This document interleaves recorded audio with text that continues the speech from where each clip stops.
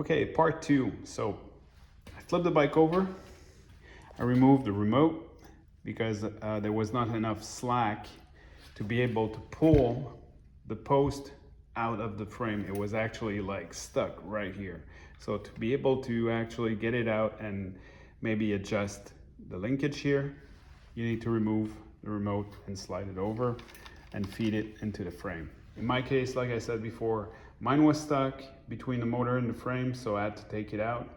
But in some cases, you will be able to slide it out. Just make sure you don't pull on the seat too hard or you will have to remove everything like this. It's not a big deal, but it's 30 minutes of your time that you could have gone riding. So now I wanted to show you the linkage. It's pretty much like any cable dropper, but just in case you damage yours, you can see how it's made and how it should be. Linkage need to actually touch. So if it's pulled just a little bit like this, chances are while riding, the seat post will go down. If you need to clamp that cable, you need 2 Allen head wrenches, one on each side, and then you can squeeze the barrel.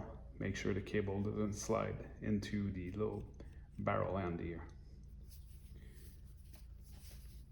And to feed it inside the frame, make sure this goes in first like this. Hope that helps.